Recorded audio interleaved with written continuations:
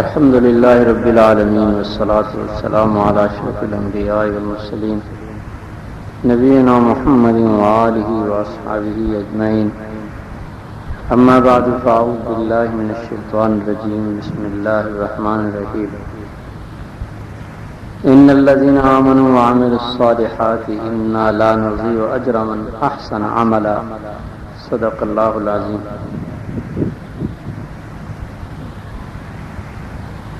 میرے عزیزوں اور بھائیوں، اللہ تعالیٰ قرآن پاک میں ارشاد فرماتے ہیں، بے شک وہ لوگ جو ایمان لانے کے بعد نیک اور صالح اعمال کریں گے، یعنی نیکیاں کریں گے، ہم ان میں سے کسی کی بھی نیکی کو اور عمل کو ضائع نہیں کریں گے۔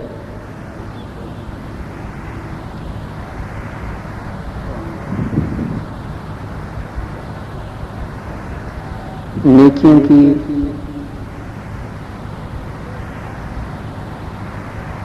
بہت سارے فضائل ہیں اور نیکیوں کی برکات بھی ہیں۔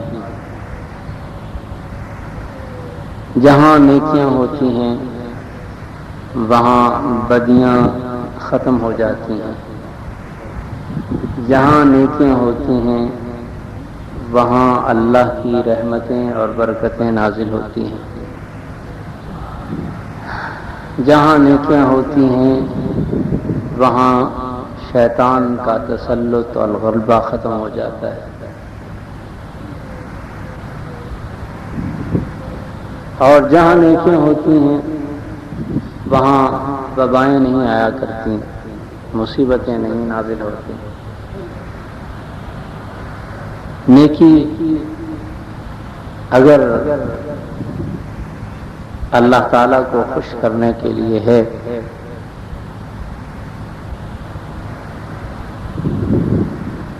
اور اگر وہ ایک بھی ہے تو ساری زندگی کی ان نیکیوں پر غالب ہے، بھاری ہے جو اللہ کے لیے نہیں کی۔ ایک نیکی جو اللہ کو خوش کرنے کے لیے کی یا اللہ کے خوف سے کی، وہ نیکی خوف سے کی یا خوشی۔ دیکھیں، عجیب بات ہے کہ اللہ کے ڈر سے اگر کسی نے نیکی کی تو وہ بھی باعث نجات بنتی ہے، حالانکہ وہ تو ڈر سے کی تھی، لیکن اللہ کا خوف بھی اتنی منزلت والا ہے اور اتنی قدر والا ہے کہ جو کوئی اللہ کے خوف سے ڈر کے کوئی نیکی کرتا ہے، اللہ تعالیٰ اس نیکی پر بھی نجات انسان کو دے دیتے ہیں۔ دو طرح سے نیکیاں ہوتی ہیں، نیکی شوق سے ہوتی ہے یا پھر خوف سے ہوتی ہے۔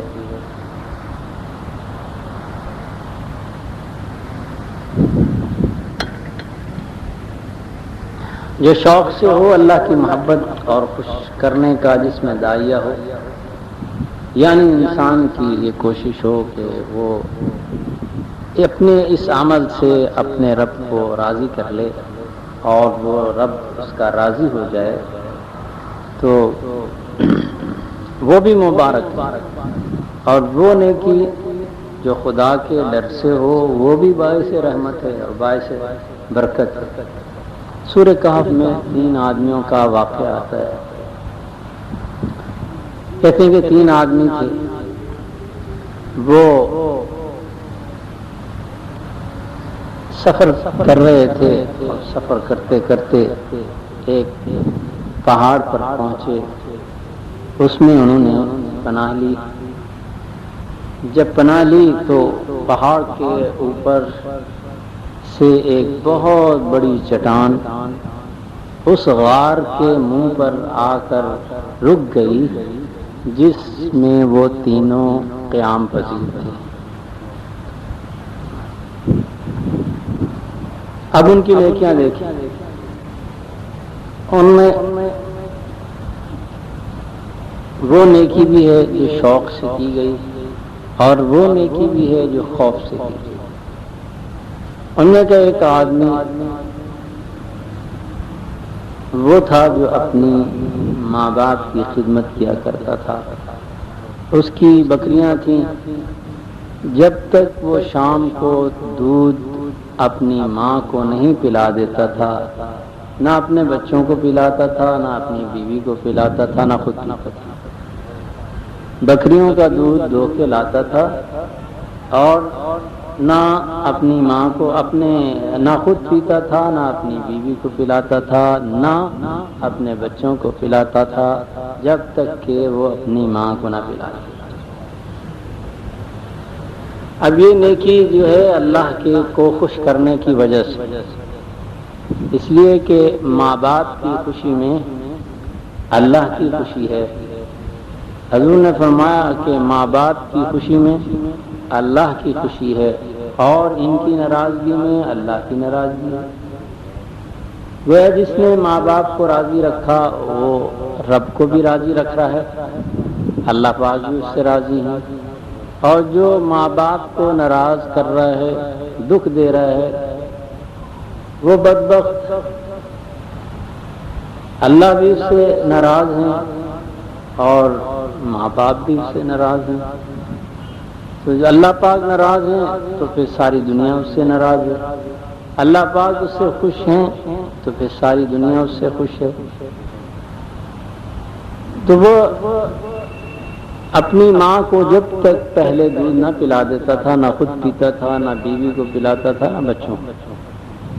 ایک دن سخت سردی تھی، ماں سو گئی، وہ دودھ لے کے آیا، رات کھڑا رہا کہ اب اٹھے ماں، اب اٹھے، اب اٹھے، اب اٹھے۔ اپنی ہتھیلی پہ دودھ لیے کھڑا رہا، ماں سوتی رہی، ماں کو تکلیف نہیں دی کہ وہ اٹھ کے پیے، انتظار کرتا رہا، ماں بیدار ہوئی، اس کو دودھ پلایا، اس کے بعد اپنے بچوں کو پلایا، اپنی بیوی کو پلایا، خود سو گئی۔ ایک اور آدمی تھا، اس کے پاس ایک مزدور آیا تھا، وہ مزدوری کر رہا تھا، مزدوری سے جب فارغ ہوا تو اپنے پیسے چھوڑ کے چلا گیا۔ اس کے جو پیسے تھے، کچھ انتظار کے بعد اس نے اس کی ایک بکری خرید لی، بکری سے 2 بکری ہوئی، 3 ریوڑ بن گیا، غلام خریدے، بہت سارا مال ہو گیا۔ ایک دن وہ نکل آیا، اس نے کہا کہ بھائی میری مزدوری تیری طرف ہے، میرے پیسے مجھے دے دے۔ اس نے کہا کہ بھائی یہ تیری مزدوری کھڑی ہے۔ اس نے کہا میاں مذاق کرتا ہے، میں اتنے دنوں بعد آیا اور تو آج پھر مجھ سے مذاق کر رہا ہے، میرے چند پیسے تھے اور تو مجھے اتنا بڑا ریوڑ دکھا رہا ہے، غلام اور خادم دکھا رہا ہے کہ تیرے۔ اس نے کہا نہیں تیرے ہیں۔ میں نے کہا نہیں میرے نہیں، میرے تو وہی ہوں گے جو 2-1 درہم ہوں گے سارے دن کے، بھائی مجھے میرے پیسے دے دے۔ تو اس نے کہا کہ نہیں اللہ کی قسم یہ تیری۔ اس نے کہا کیسے؟ کہنے میں نے اس تیری مزدوری کے پیسوں کی بکری لی، بکری سے 2 بکریاں، 3 بہت ریوڑ بن گیا، مجھے اللہ نے اس مال سے بڑی برکت دی۔ تو مال تو تیرا تھا، میرا تو نہیں تھا، لے جا اپنی ساری بکریاں تیری ہیں۔ وہ لے گیا، بڑا خوش ہوا۔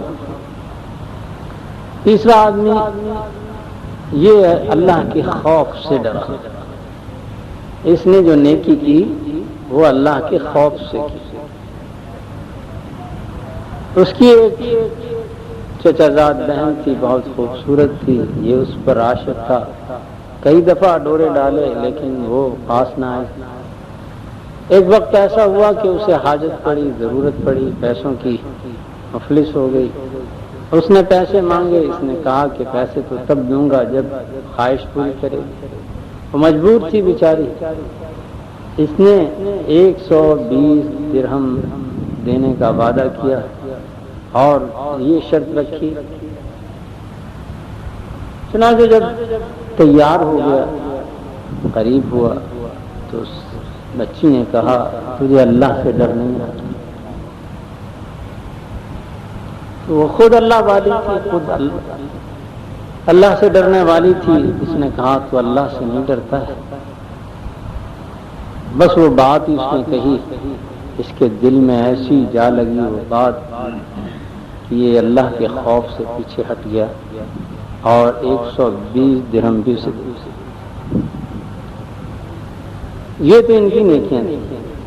تو جب چٹان اس غار کے منہ پر آ گری تو اب ہلاکت قریب تھی، کیسے اتنے بڑی چٹان کو ہٹاتے؟ تو انہوں نے سوچا کہ اب کیا کیا جائے۔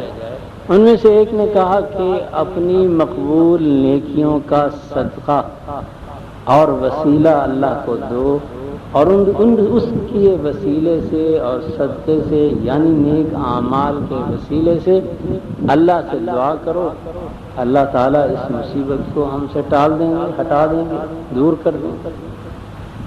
چنانچہ انہوں نے سوچا کہ ہماری زندگی میں کوئی ایسی نیکی ہے کہ جو اللہ کو پیش کریں، ہماری زندگی میں کوئی ایسی نیکی ہے جو ہم اللہ کو پیش کریں اور اللہ تعالیٰ پھر اس نیکی کے صدقے ہماری جان خلاصی کر، ہماری جان خلاصی ہو جائے، ہمارا چھٹکارا ہو جائے، ہم موت کے منہ سے نکل جائیں۔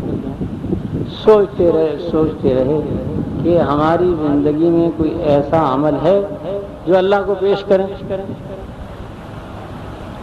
چنانچہ ہر ایک نے سوچا، ایک نے یہ سوچا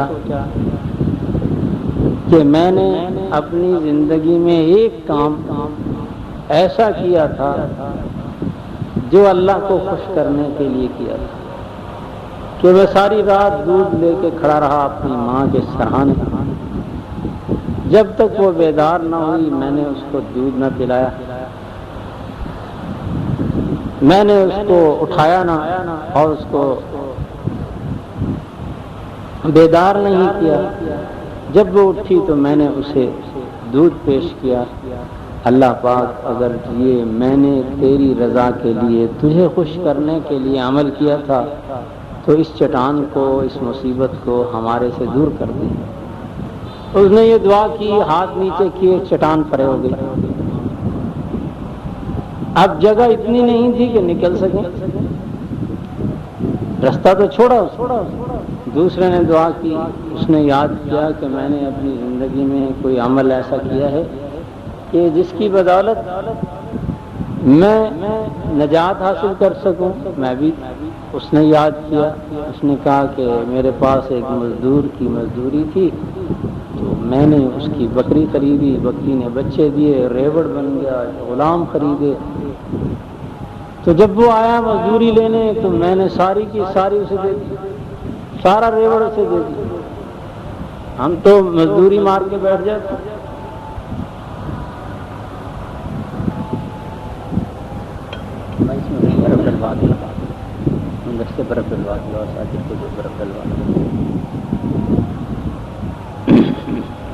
ہم تو پیسے مار کے بیٹھ جاتے اور خدا سے نہیں ڈرتے ہیں۔ کیا ہے 100 روپیہ کسی کا مار لیا، 50 روپیہ مار لیے، کیا امیر بن جاؤ گے، کتنی دن چلاؤ گے؟ ہمیں تو خدا سے ڈر نہیں آتا۔ چنانچہ اس نے دعا مانگی اور وہ کھسک گئی، لیکن اب بھی سارے نہیں نکل سکتے تھے۔ تیسرے نے دعا مانگی، اللہ پاک ایسے ایسے معاملہ تھا، وہ اس حالت کو پہنچ گئی تھی، میں اس پر فریفتہ تھا، اور اس نے مجھے کہا کہ مجھے 120 درہم چاہیے۔ تو میں نے اس سے یہ شرط لگا دی کہ جب تک میں تیرے پاس قریب نہیں آؤں، تیرے قریب نہیں آؤں گا اور تجھ سے اپنی خواہش پوری نہیں کر لوں گا، میں تجھے نہیں دوں گا۔ وہ راضی ہو گئی، اس نے مجھے اس وقت میں یہ کہا کہ تو اللہ سے ڈرتا نہیں ہے، مجھے یہ کہا کہ اللہ سے نہیں ڈرتا، جب اس نے تیرا نام لیا تو میرے دل کے اندر لرزہ پیدا ہو گیا، میں نے اسے چھوڑ دیا، 120 درہم بھی اسے دے دیے۔ اے اللہ، اگر میں نے یہ عمل تجھ سے ڈر کر کیا تھا تو اس نیکی کے بدلے ہمیں نجات دے دے۔ چنانچہ جب تیسرے نے دعا کی تو وہ اور کھسک گئی کہ ان کے نکلنے کی جگہ بن گئی۔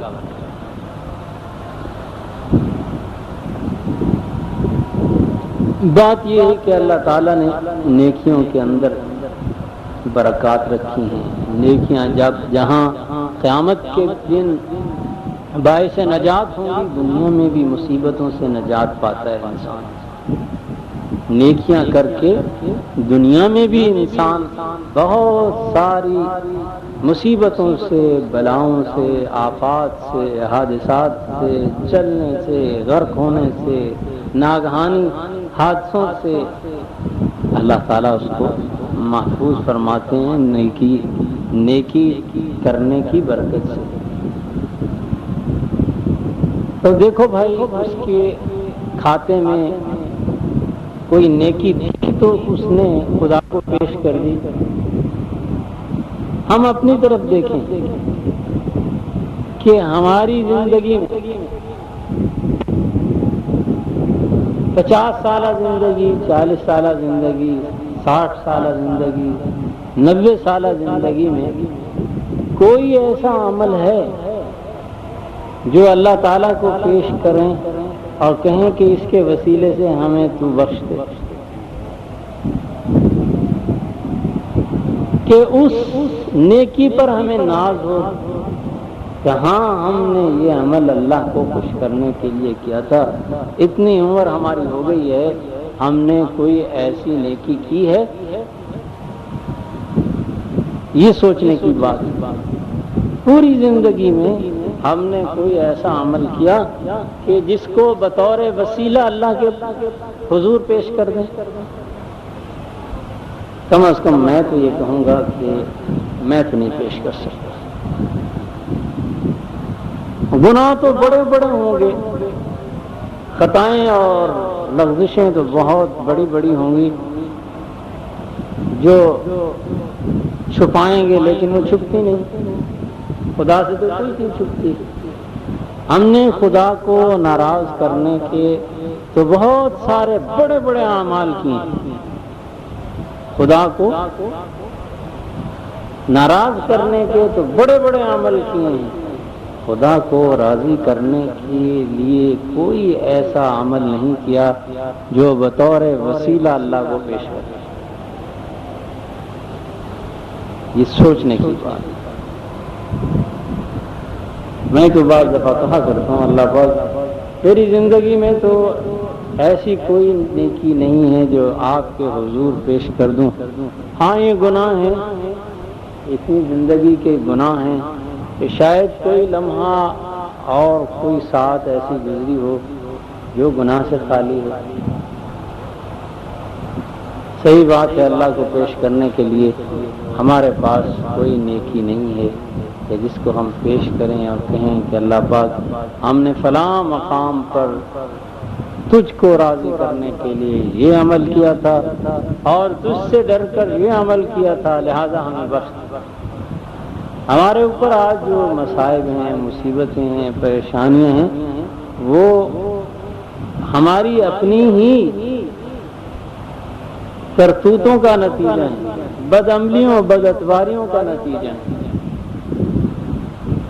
اور بنی اسرائیل کے، قوم ہود کے، قوم عاد کے، قوم سمود کے، قوم لوط کے جو گناہ تھے، وہ گناہ زیادہ بڑے نہیں تھے ہمارے گناہوں کے مقابلے میں، زیادہ بڑے نہیں تھے، لیکن اللہ تعالیٰ نے انہیں کیا کیا؟ اللہ تعالیٰ نے ان کا صفحہ ہستی سے نام ہی مٹا دیا، ان کے گھر اجاڑ کے رکھ دیے، بستیاں ختم کر کے رکھ دیں، آج وہاں جاؤ تو ویرانے نظر آتے ہیں جیسے وہاں کوئی آباد ہی نہیں. وہی خاویۃ علی عروشہا، وہ بستیاں تھیں بڑی بڑی، ان کی ماڑیاں تھیں اور بڑے بڑے محل تھے. اللہ تعالیٰ کہتے وہی خاویۃ علی عروشہا، ہم نے ان کو چھتوں سمیت الٹ دیا، چھتوں کو نیچے کر دیا، ان کی چھتوں کو ان کے اوپر گرا دیا، بالکل پلین کر دیا جیسے یہاں کبھی آ کر کوئی بسا ہی نہ. ان کے کوئی بڑے بڑے گناہ. اور پھر دیکھیں ایسا منحوس علاقہ اسے قرار دیا کہ آج تک حکم یہ ہے کہ جب بھی وہاں سے گزرو تیزی سے گزر جاؤ، وہاں نہ بیٹھنا، وہاں نہ بیٹھنا. مکہ مکرمہ میں عرفات سے آتے ہوئے مینا اور عرفات اور مزدلفہ کے درمیان ایک وادی ہے، وادی محسب اسے کہتے ہیں.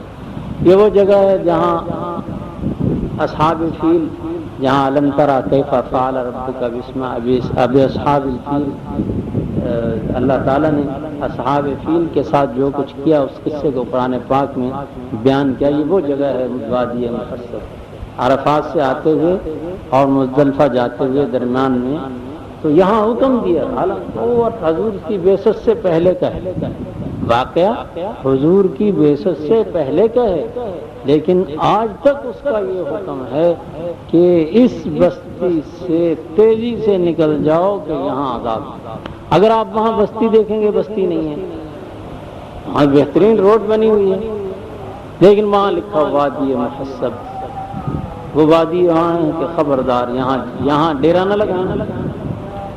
اللہ کا اس جگہ پر عذاب نازل ہوا ہے، جہاں اللہ کا عذاب نازل ہو گیا ہے وہاں پر تیزی سے گزر جاؤ، وہاں ڈیرے نہ ڈالو، مکان نہ بناؤ، مکان نہ. مسجد زرار منافقین نے مدینہ منورہ میں بنائی تو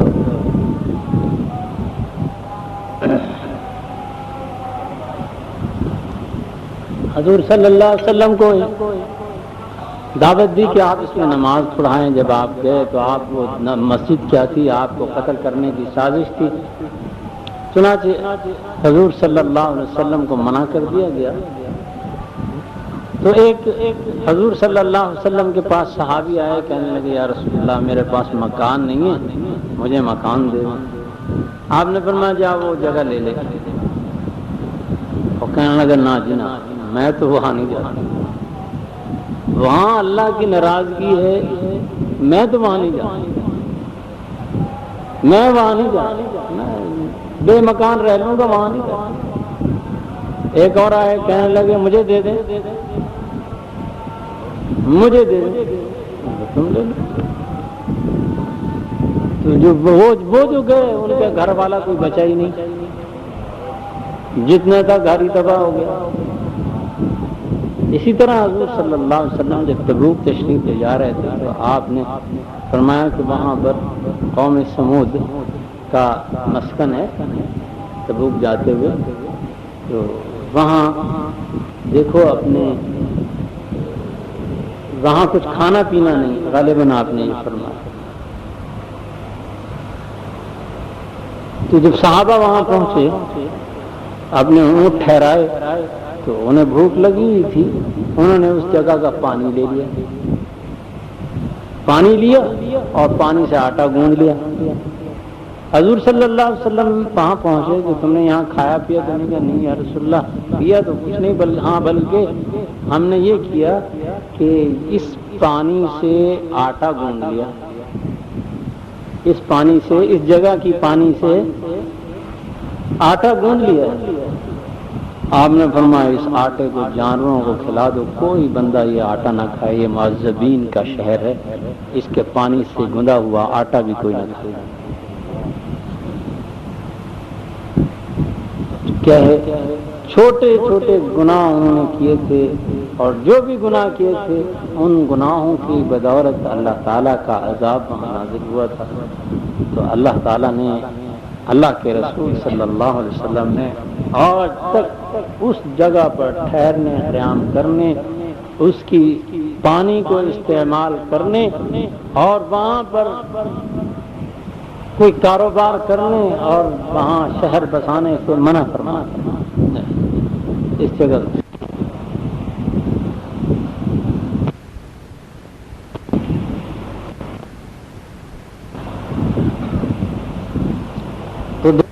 تو برا گناہ اتنی بری چیز ہے کہ اللہ کا عذاب وہاں نازل ہوا ان گناہ گار بستیوں پر، تو اللہ تعالیٰ کے رسول صلی اللہ علیہ وسلم نے پوری امت کو منع فرما دیا، نہ وہاں گھر بناؤ، نہ وہاں کے پانی کو استعمال کرو، نہ وہاں قیام کرو، بلکہ گزرو بھی تو تیزی سے گزر جاؤ۔ اگر تمہارے راستے میں وہ جگہ آئے تو دیکھو آرام، یہ نہیں کہ ٹہلتے ہوئے جاؤ، بلکہ تیزی سے وہاں سے گزر جاؤ، کہ زیادہ وہاں رہنا بھی اللہ کے عذاب کو دعوت دینا ہے۔ جگہ ہی پلید ہے، جگہ ہی منحوس ہے، جگہ ہی معذبین کی ہے، تو حضور صلی اللہ علیہ وسلم، تو ہمارے گناہ ان کے گناہوں سے بھی بڑے ہیں، یا ہمارے اوپر تو صحیح بات ہے، میں کہا کرتا ہوں ان کے اوپر پتھر برسے تھے، اللہ ہمارے گناہ اتنے بڑے ہیں، اتنے بڑے ہیں کہ اگر ہمارے ہر گناہ پر پہاڑ برسے تو کم ہے۔ اللہ پہاڑوں کی بارش برسائے نا، ان پر پتھروں کی بارش برسائے، ہمارے گناہوں پر اگر پہاڑوں کی بارش برسائے تو کم ہے۔ لیکن یہ تو حضور صلی اللہ علیہ وسلم کا رونا اور آپ کی آہو فغاں اور آپ کا اللہ تعالیٰ سے رو رو کے مانگنا امت کے کام آ گیا، بچ گئی امت، ورنہ ہمارا حال ان سے بھی زیادہ برا ہوتا ہے۔ یہ ہم جو پھر رہے ہیں اس طریقے سے، گناہ بھی کر رہے ہیں، اور اس کے باوجود ہمیں کوئی بڑا عذاب نہیں گھیرے ہوئے، اور کسی بڑے عذاب نے ہمیں نہیں گھیرا، اس کی وجہ یہی ہے کہ حضور صلی اللہ علیہ وسلم کی دعائیں ہیں۔ لیکن بھائی چھوٹے چھوٹے عذابوں نے ہمیں ضرور گھیرا ہے۔ کوئی گھر ہوگا جو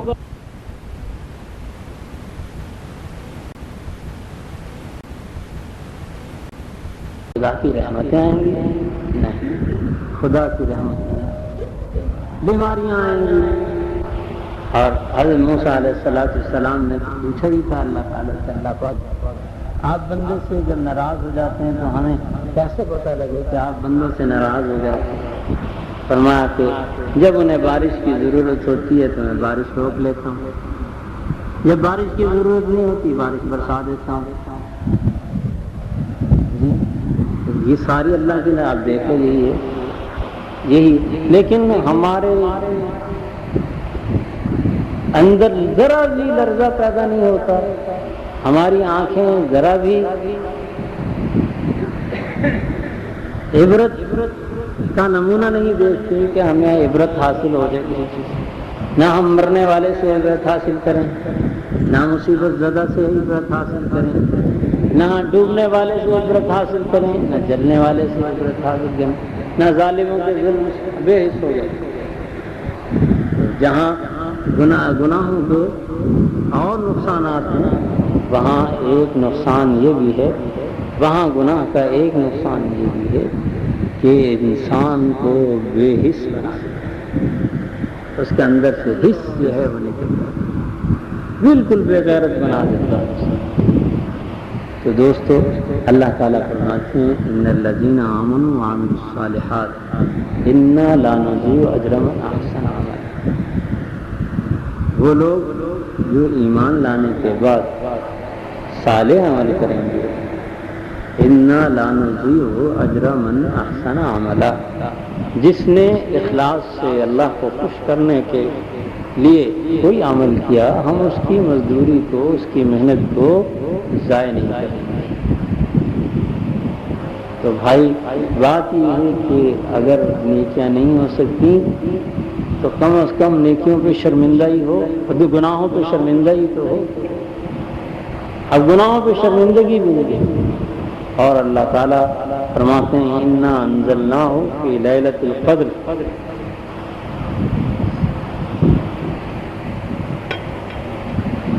وما ادراک ما لیلۃ القدر لیلۃ القدر خیر من الف شہر تنزل الملائکۃ والروح. جی تنزل الملائکۃ، لیلۃ القدر میں فرشتے اترتے ہیں.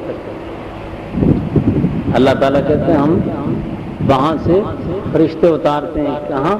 زمین پر. آسمان سے فرشتے آتے ہیں زمین. کیوں؟ فرماتے ہیں کہ اس وقت جو رونے والے ہیں اپنے گناہوں پر، جو شرمندہ ہونے والے ہیں اپنی غلطیوں پر، جن کے اندر ندامت اور احساس ندامت پیدا ہو رہی ہوتی ہے اس وقت، تو اللہ تعالیٰ کے فرشتے ان لوگوں کی زیارت، ان لوگوں کے رونے دھونے اور ان کے نادم ہونے کو دیکھنے کے لیے زمین پر آتے ہیں. عرش اس لیے اترتے ہیں کہ چل کے یہ عجیب شان دیکھیں اللہ کے بندوں. کیونکہ فرشتے تو روتے ہی نہیں، وہاں رونا دھونا نہیں، ان کے پاس یہ نعمت نہیں ہے. یہ ہمارے پاس نعمت ہے، بندوں کے پاس نہیں. تو تنزل الملائکۃ والروح، ملائکہ آتے ہیں اور ملائکہ کے سردار جبریل علیہ السلام آتے ہیں. کس لیے آتے ہیں؟ چلیں اللہ کے بندوں کا یہ رونا دھونا دیکھیں. یہ رونا دھونا اللہ تعالیٰ کو اتنا پسند ہے کہ اللہ تعالیٰ فرماتے ہیں لَعَنِینُ الْمُذْنِبِینَ أَحَبُّ إِلَيَّ مِنْ زَجَلِ الْمُسَبِّحِینَ. اللہ تعالیٰ فرماتے ہیں کہ مجھے اپنے بندوں کی آہوزاری اور بندوں کا رونا اور یہ ان کا آنسوؤں کا ٹمٹمانا اور آنسوؤں کا نکلنا، تھوڑے ہوں یا بہت ہوں، فرمایا مجھے اتنا پسند ہے، اتنا پسند ہے، اتنا میں اپنی تسبیح کرنے والوں کو محبوب نہیں رکھتا ہوں جتنا کہ اپنے سامنے رونے والوں. تو فرشتے یہ دیکھنے کے لیے کہ ہم ان اللہ کے بندوں کی زیارت کر کے آئیں جو اس وقت رو دھو رہے ہیں، اللہ تعالیٰ کہتے ہیں مجھے سب سے زیادہ پسند ہے. یہ اس وقت مجھے میری تسبیح کرنے والوں سے زیادہ پسند ہے. فرشتے ان لوگوں کی زیارت کرنے کے لیے آتے ہیں. اور فرشتے ہی نہیں، حضرت جبریل علیہ السلام جو تمام انبیاء اور رسولوں کے پاس آتے تھے وہی لے کر وہ بھی بندوں کے پاس آتے ہیں اور بندوں سے مصافحہ کرتے ہیں. ایسے بندوں سے مصافحہ. تو دوستو، اور حضور آپ دیکھیں حضور صلی اللہ علیہ وسلم سے جب حضرت عائشہ رضی اللہ تعالیٰ عنہ نے پوچھا یا رسول اللہ اگر میں لیلۃ القدر کو پاؤں، لیلۃ القدر کو پانے کا کیا مطلب؟ وہ کیفیت پالوں، اس کیفیت کو پالوں، اس مزے اور مٹھاس کو پالوں لیلۃ القدر کی، تو میں کیا پڑھوں، کیا وظیفہ اس وقت پڑھوں؟ آپ نے فرمایا تو یہ وظیفہ پڑھ اللہم انک عفو تحب العفو فاعف عنی. اے اللہ تو انک عفو، بہت معاف کرنے والا ہے، بخشش کرنے والا ہے، تحب العفو، اور بخشش کو پسند کرتا ہے، بخش دینے کو، معاف کرنے کو پسند کرتا ہے. فاعف عنی، بس مجھے بخش. بس یہ وظیفہ بتایا اس وقت، یہ وظیفہ بتایا کہ وہ کیفیت جب تیرے اوپر طاری ہو تو اس کیفیت میں تو یہ دعا کرنا. نہیں کہا کہ سبحان اللہ کہنا، الحمدللہ کہنا، یہ کلمہ نہیں، اس وقت یہ دعا پڑھنا. کیوں؟ فرشتے سارے کے سارے تمہیں دیکھنے آ رہے ہیں. دیکھنے کیوں آ رہے ہیں؟ انہوں نے کہ ہم فرشتوں سے کچھ زیادہ اچھے ہیں. فرشتے کہاں، ہم کہاں اگر خوبصورتی ان کی دیکھیں، کہاں وہ فرشتے، کہاں ہم، اور وہ کیسی مخلوق، ہم کیسے مخلوق. تو وہ اللہ تعالیٰ نے اپنے نور سے بنائے. پھر ایسے اللہ کے ماحول میں رہتے ہیں، اللہ کے قرب میں رہتے ہیں، تو جو ہم اتنے دور ہیں، اتنے گناہ گار ہیں، ہمیں وہ دیکھنے آتے نہیں، ہمیں نہیں دیکھنے آتے. ہمارے ان لوگوں کو دیکھنے آتے ہیں، ان آنکھوں کو دیکھنے آتے ہیں جو اس وقت اللہ کے سامنے ٹمٹما رہے ہیں. تنزل الملائکۃ والروح جی تو وہ جو فرشتے ہیں اور جبریل علیہ السلام ہیں ان لوگوں کو دیکھنے آتے ہیں، اس لیے کہ وہ اللہ کے سب سے زیادہ برگزیدہ اور محبوب ترین خلائق ہیں۔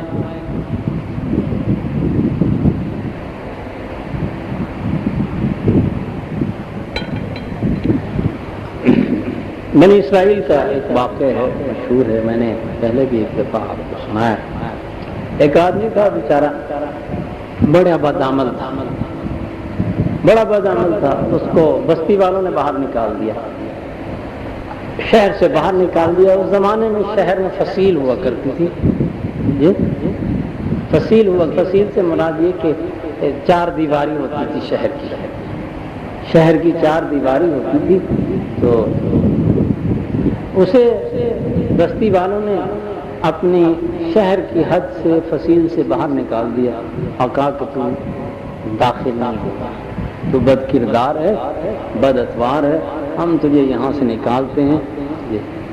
تو اسے کوئی، جس کو وہ نکال دیا کرتے تھے بستی والے، دوسرا کوئی اس کو پناہ نہیں دیتا تھا، یہ ایسا بد کردار آدمی ہے، ہمیں تو ہر کوئی پناہ دے لیتے ہیں۔ آج تو یہ جتنا بڑا مجرم ہے تو اس کو جناب پناہ دی جاتی ہے، کسی کو سیاسی پناہ دی جاتی ہے، کسی کو کوئی کس طرح کی پناہ دی جاتی ہے، کسی کو کس طرح کی پناہ دی جاتی ہے۔ لیکن ان لوگوں نے جب اسے نکال دیا تو وہ نکل گیا، اور جو اس کے پاس زاد راہ تھا، توشہ تھا، کھانے پینے کا سامان تھا، وہ ساتھ لیا، جنگل میں چلا گیا۔ کتنے دن ٹھہرتا؟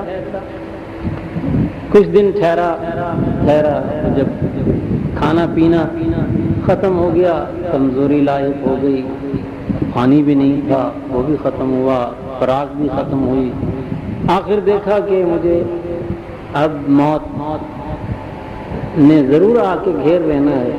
کمزوری پہ کمزوری بڑھتی چلی گئی، ایک دن اتنی کمزوری بڑھی کہ زمین پہ گر گیا۔ جب زمین پہ گرا تو اللہ تعالیٰ کی طرف متوجہ ہوا، اللہ تعالیٰ کی طرف متوجہ ہوا اور کہنے لگا، اے اللہ، اے وہ ذات لا تضرہ الذنوب، یا من لا تضرہ الذنوب، یہ الفاظ ہیں، یا من لا تضرہ الذنوب، اے وہ ذات جس کو گناہ نقصان نہیں دیتے، ہماری گناہ گاری اس کو نقصان نہیں دیتی، اس کو گھٹاتی نہیں، ولا تنقصہ المغفرہ، اور بخش دینا اسے چھوٹا نہیں کرتا۔ کسی کو بخش دینا اور کسی کی بخشش منظور کر لینا اور کسی کو معاف کر دینا، اس کو کیا نہیں کرتا؟ چھوٹا نہیں کرتا، وہ بخشنے سے چھوٹا نہیں ہوتا، اور گناہ گاروں کی گناہ گاری سے اس کی ذات میں کوئی فرق نہیں پڑتا۔ بس یہ اس نے آسمان کی طرف منہ کر کے ورد کرنا شروع کر دیا، اللہ تعالیٰ کی طرف متوجہ ہوا، اور جب یہ کہہ رہا تھا کہ اللہ پاک اگر تو ایسی ذات ہے تو دیکھ لے مجھے سارے بندوں نے ٹھکرا دیا، میں سب کا دھتکارا ہوا ہوں، لیکن تیرے متعلق مجھے یہ خیال ہے اور میرا یہ گمان ہے کہ تو اپنے در سے کسی کو نہیں دھتکارتا، تو نے آج تک اپنے در سے کسی کو نہیں دھتکارا، جو تجھ سے معافی مانگ لے اسے تو نے قریب کیا ہے، دور نہیں کیا۔ یہ وہ کہہ رہا تھا، موت آ گئی، موت نے گھیر لیا، خاتمہ کر دیا موت نے۔ پہلے موت بھی عجیب ہوا کرتی تھی،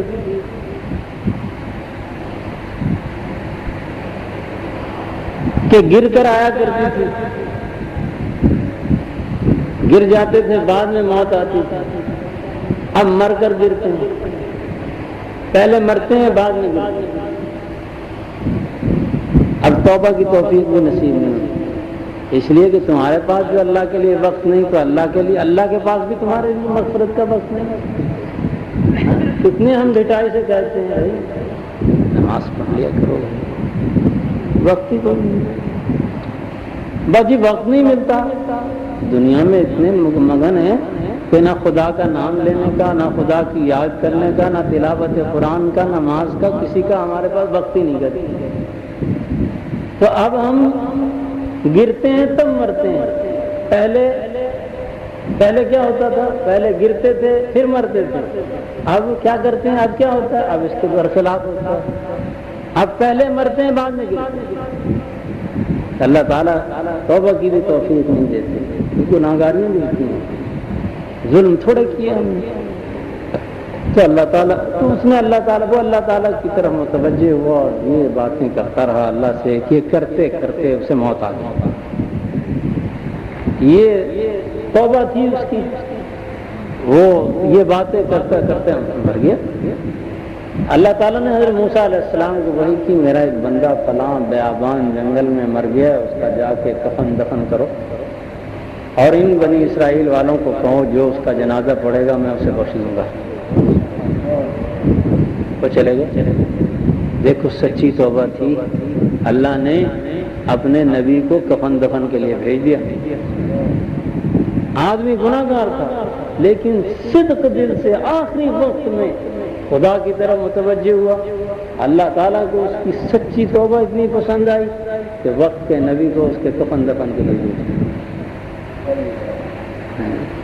کفن دفن کے لیے، اور پھر اعلان بھی کروا دیا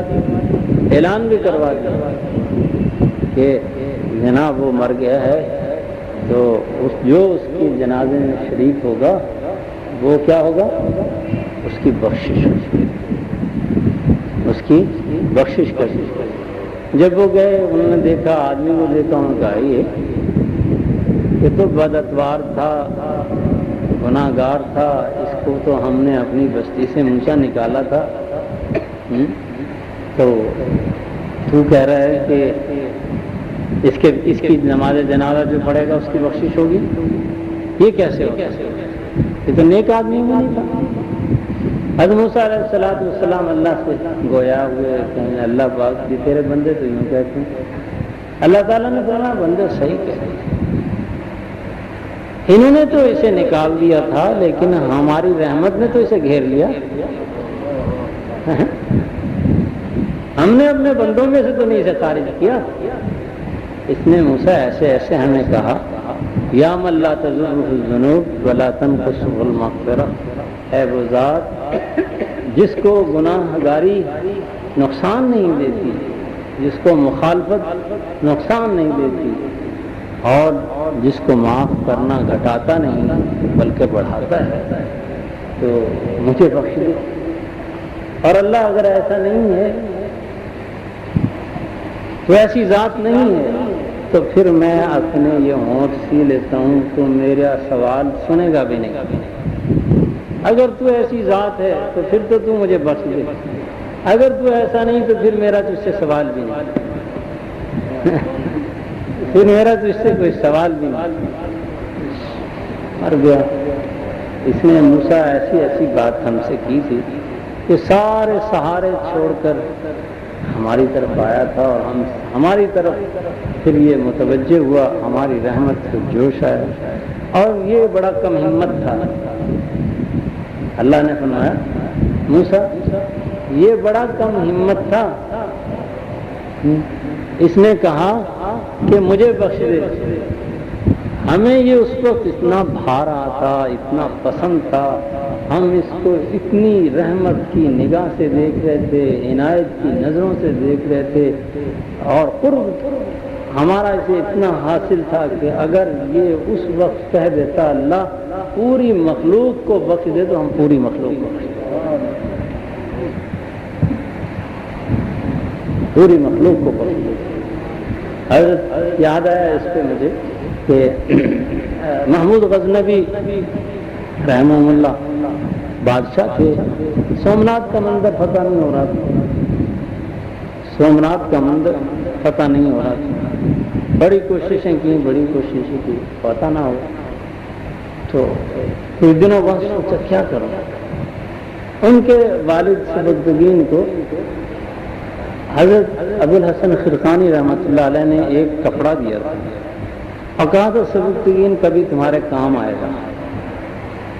سبکتگین نے وہ رکھ لیا، سبکتگین مر گیا تو وہ وراثت میں ویسے تو ویسا۔ اسے خیال آیا کہ میرے باپ کو حضرت نے یہ فرمایا تھا کبھی کام آیا، یہ رات کو گیا، وہ کپڑا نکالا اور رات کو اللہ کے سامنے کھڑا ہو گیا، اللہ پاک کرے ایک نیک بندے کا یہ کی دستار ہے اور کپڑا ہے، اے اللہ اس کپڑے کے بدلے اس کی برکت سے آج سومناتھ کے مندر پر محمود کو فتح دے، بس وہ کر کے اور جناب صبح کو تیاری کی، سومناتھ کا مندر فتح ہو گیا، سومناتھ کا مندر فتح ہو گیا۔ رات کو خواب میں دیکھا حضرت ابوالحسن خراسانی رحمۃ اللہ علیہ، تو انہوں نے فرمایا محمود تو نے ہماری دستار کی قدر نہ جانی۔ اس وقت اللہ تعالیٰ اتنی موج میں تھے، اللہ تعالیٰ کی رحمت اتنی جوش میں آئی ہوئی تھی کہ اگر تو اس خرقے کے بدلے، دستار کے بدلے یہ کہتا کہ پورے ہندوستان والوں کو اسلام کی توفیق دے دے تو اللہ تعالیٰ پورے ہندوستان والوں کو اسلام کی توفیق دیتے۔ تو کم ہمتی پہ مجھے یاد ہے یہ واقعہ۔ تو دوستو اللہ تعالیٰ نے فرمایا انا لا نضيع اجر من ان الذين امنوا وعملوا الصالحات انا لا نضيع اجر من احسن عملا۔ تو نیکیوں کی کیا ہوتی ہے؟ برکت ہوتی ہے۔ بہت ساری نیکیوں سے انسان بہت سارے شروں سے محفوظ ہو جاتا ہے، بہت ساری نیکیوں سے حادثات سے محفوظ ہوتا ہے، بہت ساری نیکیوں سے انسان بہت بڑی بڑی بیماریوں سے اور دینی عزت محفوظ رہتی ہے۔ اور اس کی نیکیوں کی برکت سے یہی نہیں کہ اس کی عزت محفوظ رہتی ہے، اس کے اہل خانہ کی عزت محفوظ رہتی ہے۔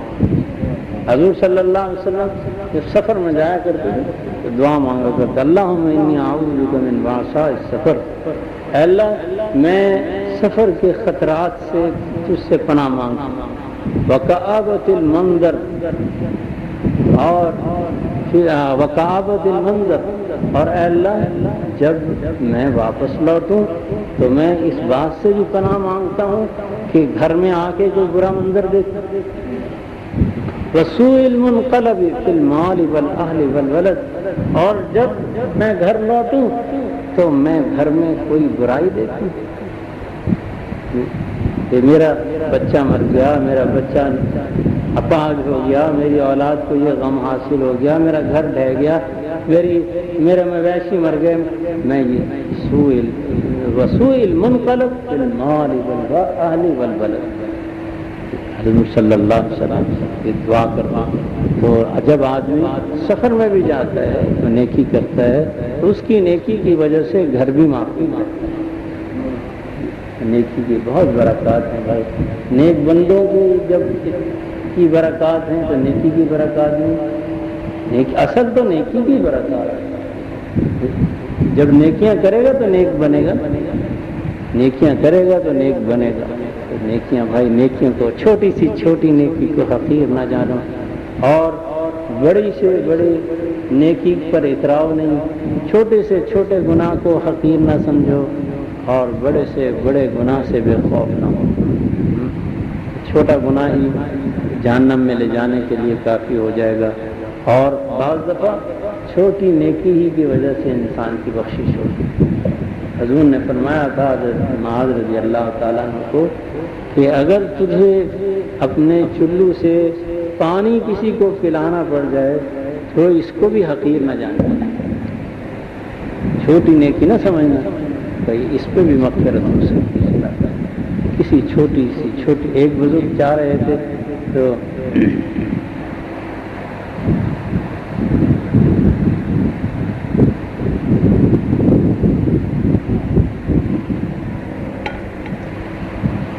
ان کے متعلق آتا ہے کہ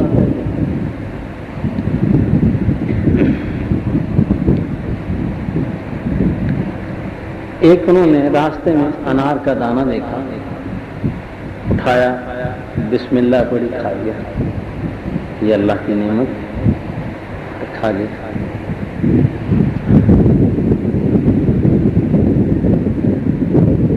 تو انہوں نے خواب میں دیکھا کہ اعمال نامے میں بہت ساری نیکیاں ایسی تھیں کہ موجود نہیں تھیں، جو نیکیاں تو تھیں لیکن موجود نہیں تھیں، لیکن یہ دانہ جو تھا یہ اعمال نامے میں موجود تھا، ان کی ترازو میں یہ دانہ پڑا ہوا تھا۔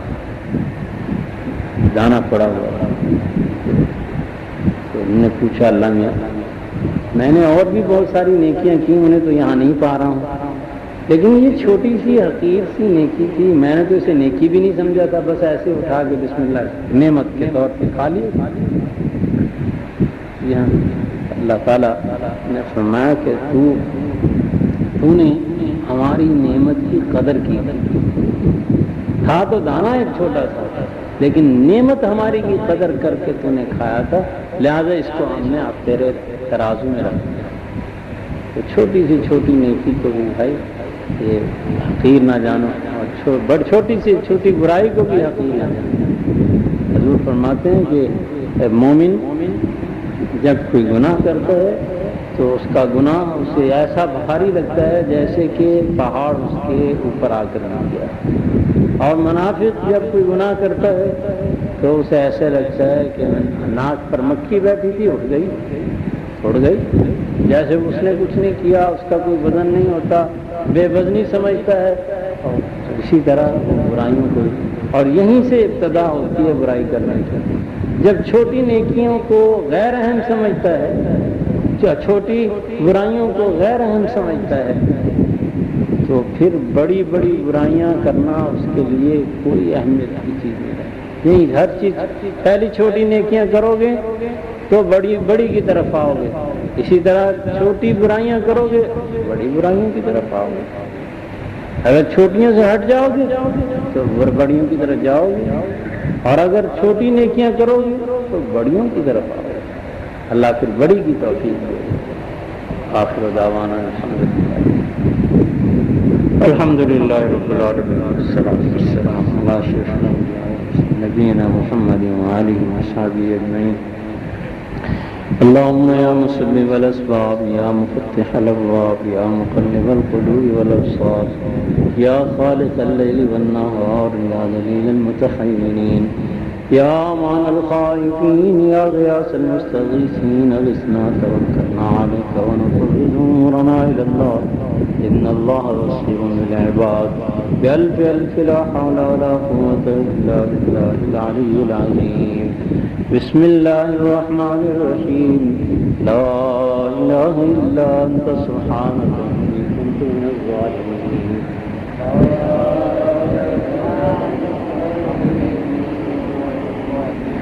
لا إله إلا أنت سبحانك إني كنت من الظالمين لا إله إلا أنت سبحانك إني كنت من الظالمين لا إله إلا أنت سبحانك إني كنت من الظالمين لا إله إلا أنت سبحانك إني كنت من الظالمين فاستجبنا له ونجيناه من الغم وكذلك ننجي المؤمنين بسم الله الرحمن الرحيم يا حنان يا منان ذا الجلال والإكرام يا حنان يا منان يا حنان يا منان ذا الجلال والإكرام يا حنان يا منان ذا الجلال والإكرام يا حنان يا منان يا حنان يا منان ذا الجلال والإكرام يا حنان يا منان ذا الجلال والإكرام يا حنان يا منان ذا الجلال والإكرام يا حنان يا منان ذا الجلال والإكرام بسم الله الرحمن الرحيم يا بديع العجائب بالخير يا بديع يا بديع العجائب بالخير يا بديع يا بديع العجائب بالخير يا بديع يا بديع. بسم الله الرحمن الرحيم يا بديع العجائب بالرزق يا بديع يا بديع العجائب بالرزق يا بديع يا بديع العجائب بالرزق يا بديع يا بديع العجائب بالرزق يا بديع يا بديع العجائب بالرزق يا بديع يا بديع العجائب بالرزق يا بديع.